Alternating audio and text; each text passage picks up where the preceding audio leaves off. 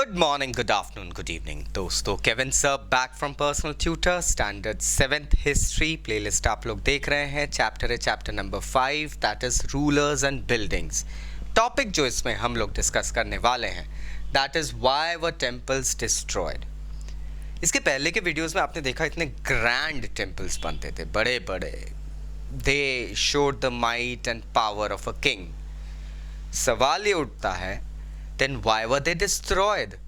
The main reason for the destruction of the temple lies in the reason for their construction. Temples एक king इसलिए बनाता था क्योंकि उससे he could show his power and wealth to everyone else. और इसी reason से whenever another king attacked a kingdom or an empire, the reason behind the attack is plunder or any fight. कभी भी कोई किंग अटैक के बाद में हारे हुए किंग को और ह्यूमिलिएट करना चाहता था। तो ह्यूमिलिएशन कैसे होता है? उस किंग की पावर एंड प्लाइट को चकनाचूर करना। नाउ ये पावर एंड प्लाइट को चकनाचूर करना किस तरीके से ज़्यादा हो पाएगा?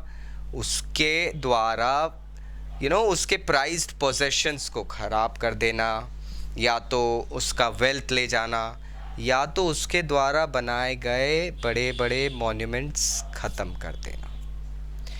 टेम्पल्स, प्लेसेस ऑफ वर्शिप्स कुछ ऐसे मॉन्यूमेंट्स, ऐसी जगहें होती थी जहाँ पर एक किंग यूजुअली अपने पावर और माइट का शो ऑफ कर सकता था।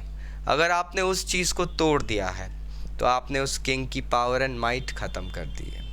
The same thing happened here. In fact early 9th century में धम्मकिटी नाम के एक बुद्धिस्ट मंक एंड क्रॉनिकलर ने एक बहुत इंटरेस्टिंग वाकया लिखा है।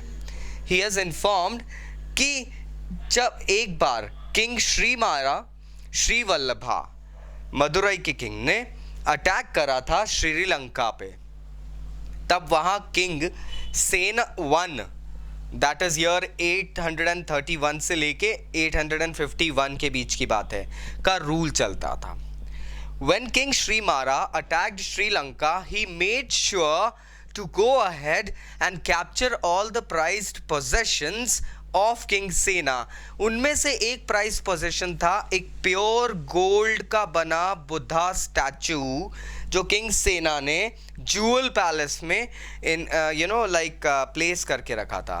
ही went ahead, king Srimara went ahead and plundered it. He made a point to go ahead and take it, क्योंकि वो गोल्ड बुद्धा का स्टैचू जो था वो चारों तरफ यश और कीर्ति का एक हॉट पटेटो बन गया था। इट वॉज लाइक किंग सेना की बात होती थी तो बुद्धा, गोल्डन बुद्धा की बात होती थी। इतना वेल्थ और प्योर गोल्ड का बना हुआ स्टैचू, तो उसको प्लंडर कर लिया आपने, उस किंग की सारी इंफॉर्मेशन निकाल ली, उस किंग की सारी प्लाइट ख़त्म कर दी। इनफैक्ट कई सालों बाद जब किंग सेना 1 के सक्सेसर किंग सेना 2 ने जब मदुरई पर अटैक करा था, तो इस कैंपेन का एक मेन कहते हैं ना हम लोग कि वर्क प्लान ये था कि भैया इस बुद्धा स्टैचू को ढूंढ के वापस लाना है। ऐसे ही हमको अर्ली 11th सेंचुरी में भी एक किंग के बारे में पता चलता है। किंग राजेंद्र 1 चोला डायनेस्टी को बिलोंग करते थे। एक बार इन्होंने एक बहुत बड़ा शिव टेम्पल बनाया। Now the most important thing here is shown that when he went and built this Shiva temple in his empire, he actually emplaced all the looted things, all the looted wealth in this temple। जैसे ये इस temple में हमको एक चालुक्य लोगों का सन pedestal भी मिलता है। इसी टेम्पल में हमको ईस्टर्न चालुक्यास की गणेश, दुर्गा और नंदी की मूर्तियाँ भी मिलती है।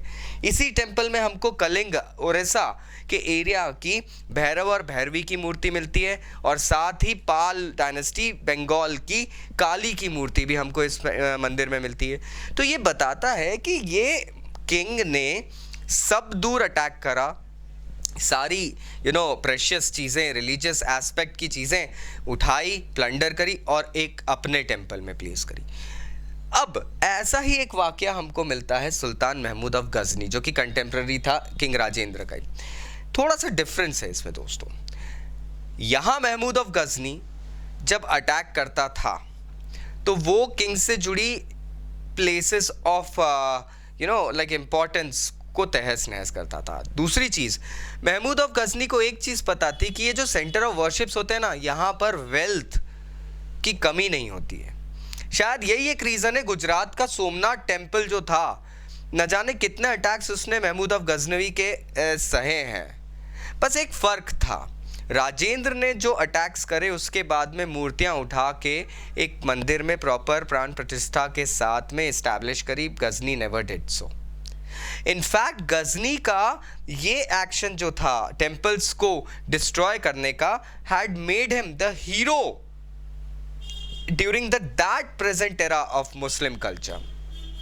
सो प्रोबेबली एक सेल्फ एस्पेक्ट भी होता है और एक पब्लिक के सामने इमेज बनाने वाला रीज़न भी होता है। So for the reasons he went ahead and did so. Nothing personal about the religious issues in this, we are just studying history. So I hope now you got the crux. Take care.